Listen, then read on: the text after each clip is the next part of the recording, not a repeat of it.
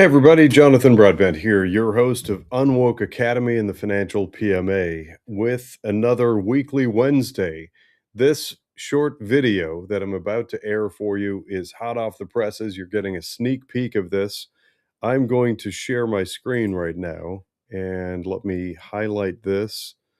I'll highlight this and I'm actually going to add, let's see if we reverse these. There we go. So this stems from a text message I actually got from your friend and mine, Steve Coburn. So Steve Coburn sent a text message. You'll see in this video. I was actually working on something. Was it yesterday morning? Yes, it was yesterday morning. I was working on something for this podcast, for this show. I got the text message as soon as I saw Ed Dowd talking about the same things that I'm talking about and doing interviews. He's making the circuit. I figured it's time to push pause on the other project and put together this video. So this will be released shortly on all platforms. When you see it, please do click that like button and share, because this is some really important stuff. If you're concerned about the AI data centers, the names behind them, the flock cameras and all that stuff and how it connects, this video is for you, especially if you have some investment dollars somewhere, IRA, 401k, or otherwise. And if you're like most people and you're letting your money get defaulted into mutual funds and things like them, this is an area for concern. The good news is it's super easy actually to drill down and see how your money is being invested. If it's being invested in things you don't agree with or counter to your interests, and you don't like things like AI data centers, just know that Ed Dowd has actually put together some numbers here, and according to his estimates, there's around 45% of the current S&P 500 that's either invested in AI data centers or is data center adjacent. That is a huge amount of money put at risk. So watch this video. I'm Jonathan Broadbent, creator and founder of UnWoke.Academy and the Financial PMA, with another Market Minute. In fact, actually, this is 2 Market Minutes. I'm in the middle of recording one about a post that was made by Wall Street Apes. You're going to want to see this one. Here's a sneak peek. When I received a text message from your friend and mine, Steve Coburn, who runs the Gallery of Freedom Fighters, it caught my attention, and I decided this is very important. If you recall, a few weeks ago, I released a post that had the tagline, "Data Centers, the names behind them. Will some of these companies start showing up in your next IRA or 401k statement?" It's very likely. The short teaser video that accompanied this managed to go somewhat viral and achieved almost 30,000 views. In my book, The Writing is on the Wall, that's the intention of building all these massive data centers throughout the United States, is to create a surveillance state and then attach things to it like centralized banking, digital currency, and social credit scores in 15-minute cities, and etc. But that's where we get into the numbers. If we were to build enough data center capability within the United States to do all of that, there are estimates that I've heard of roughly $20 trillion that it would cost to build all of that. So the question becomes, where does the $20 trillion come from?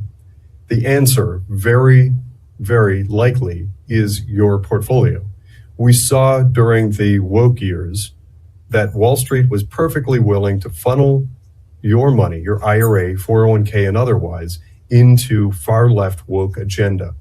It's going to be a simple pivot, and we're already seeing the branding and marketing to convince people that Wall Street's next move is going to be to put huge amounts of your money into the growth and expansion of AI data centers. So when I got the text message from Steve Coburn that reads in part, "BlackRock's Larry Fink wants to force people's pensions to fund the AI revolution, but the AI bubble is about to burst, and even the Bank for International Settlements seems to agree. With 45% of the S&P 500 being AI related, Ed Dowd warns what follows is a worldwide collapse." So clearly, Ed Dowd and I are on the same page. We're reading the same tea leaves and interpreting the same signals. You know, what we're going to find out, which is what I thought from the beginning, is AI is a great technology, but it's been overhyped. It's a commodity, and it's going to leave a lot of the investment that we've seen over the last couple of years stranded. And there'll be a repricing of the debt and the equity, and it'll be just like the dot-com bubble. The money that's been invested in AI has already come from pension funds, insurers, asset managers, private credit, private equity. They've already done that. So overall, I agree with Ed Dowd's perspective on this, and I do read the tea leaves in the same way. I believe that there is a bubble that was created that allowed for the mass funding of AI and data centers and things like them by using the readily available capital of we, the investors, we, the people, leveraging things like 401k and IRA dollars through mutual funds to seed fund a lot of this growth and to see it through development. That is, in my book, and this is where I think my perspective and Ed Dowd's differ a little bit. My perspective is this is a cycle of abuse. Ed Dowd seems to sort of shrug off the popping of bubbles, the bursting of bubbles, as just sort of part of the regular course of business for Wall Street. I look at things maybe a little bit more cynically and believe that we have a history of Wall Street choosing where to invest people's dollars in order to grow markets inexpensively or for free in some cases for mega corporation, which then benefits from the value of that growth. We, the people, are left holding the price tag with collapsed 401k and investment accounts and collapsed retirement savings when the corporations then don't have to seed fund and grow and develop their own business models using their own money. So let me try to put this in clearer terms. You've got tech companies out there like Alphabet, Meta, Amazon, Apple, Google, Microsoft, and others that want to expand and grow into AI data centers because they believe they can make profit off of the things that they want to do with data centers. For the moment, I'm setting aside the pros and cons analysis in order to just talk brass tacks and money. Where does it come from for those big companies to grow that infrastructure, those huge data center sites? Well, it turns out it appears to be twofold, and none of it is off the corporate balance sheets. What they're doing is lobbying legislatures, and typically, for the most part, that appears to be state legislatures. I've learned recently that there are somewhere around 36 or 39 lobbyists in my state of Ohio, in Columbus, in our state capital, lobbying our state legislature for a clearer, easier path to building AI data centers in my state. One of the things that they're doing while they're lobbying these state senators and Congress people is they are trying to get tax abatement, which means they are relieved of their tax obligations to a large extent or completely for some period of years. So they might have 15 or 20 years where they don't have to pay property taxes and things like it. That shifts the tax burden onto the back of we, the taxpayers. But that's only part of the equation. The other part of the equation that effectively makes the building of these AI data centers sort of free for those mega tech companies is using Wall Street, using our 401k, IRA, 403b, and other types of retirement savings accounts as a piggy bank. You're talking about roughly $46 trillion that sits parked in long-term retirement savings accounts via Wall Street. And most of that's in things like mutual funds.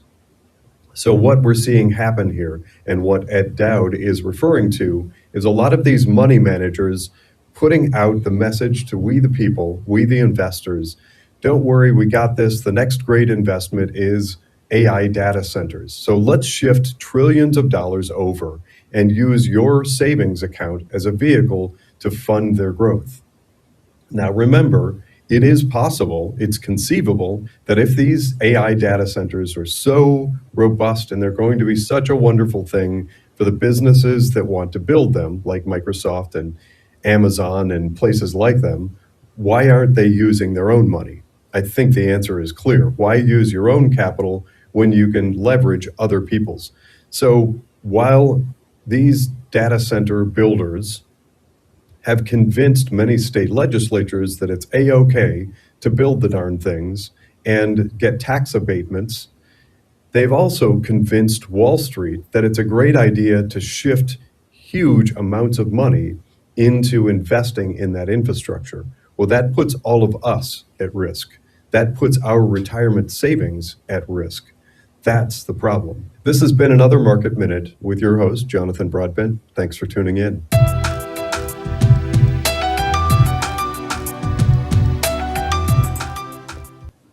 All right, so thanks for watching that short video.